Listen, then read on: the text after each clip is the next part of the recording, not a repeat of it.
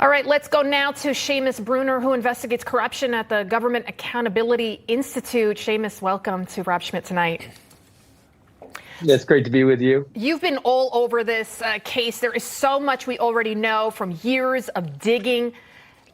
Explain to me, how vital are impeachment proceedings and getting the full picture in a way even Democrats can't ignore? What people need to understand is that Congress, they can't indict, they can't arrest a sitting president, but they can start an impeachment inquiry. Yeah, it's absolutely critical. I mean, the Constitution lays out very specifically. I mean, it's in general terms in the term, when the Constitution says high crimes and misdemeanors, but it also names bribery specifically as an impeachable offense. And so if Joe Biden is out there selling policy, selling favors, especially to foreign governments, that's bribery. And it's cause for impeachment. And now Devon Archer, he's the Hunter Biden business associate. He's now canceled 3 times now before the committee. He's expected to speak on the 31st.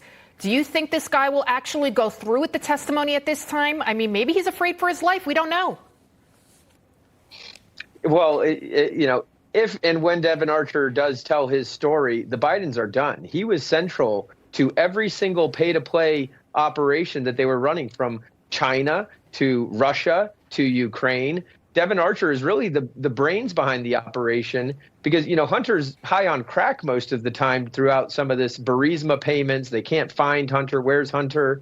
Devon Archer is the guy who's sharp. He's in a suit. He's showing up to the meetings. He's the one who got the board position at Burisma and then brought Hunter on board. Now, I don't know that Devon Archer is going to be spilling all of the beans. A lot of it implicates him in some of these FARA violations is what some are calling them. I mean, we know that he's on the emails where they talk about, well, we have to avoid FARA disclosure. We don't want to register as foreign agents here. So the one thing that he's expected to do is identify Joe Biden as the, quote, big guy. Now, that would make 3 Biden business associates who have confirmed that Joe Biden is the big guy who is he's got 10% in this China energy venture, CEFC. That, some of the emails on the laptop say Hunter will be holding 10% for the, quote, big guy. The first guy who did that, who identified Joe, was Tony Bobolinsky. He would know. Mm-hmm. The second guy was Rob Walker. He would know. And now if Devon Archer confirms that, that shows Joe Biden is completely and fully involved in these business dealings. Seamus, before we go, I have to ask you this question. We only have about 30 seconds left. After repeatedly insisting that Hunter Biden's art purchases would be insulated from the White House Business Insider reports, now we are learning that Hunter Biden's gallery sold his art to a Democratic donor friend whom Joe Biden named to a prestigious commission. Wow, what a coincidence there. Elizabeth Hirsch Naftali has been identified as one of the buyers.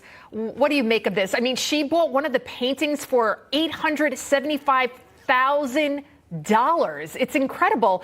I mean, what do you make of this before or after she was appointed to the unpaid position? But it's on par, as we've been seeing, with the Biden family and their changing stories and all of these kind of interconnections. He must be a really talented artist there, but I don't know if that's about $875,000 worth. What do you think, Seamus?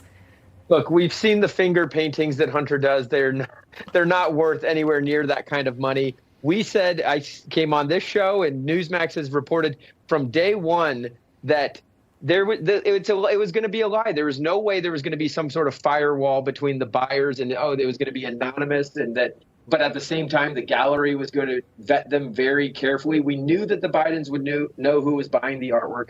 We know that the art world is just rife with money laundering of this kind of nature. It's like, it's crazy, and it shows they have no shame. Even after all of the Burisma and China is exposed, they're still out there raking in money, giving appointments to benefactors.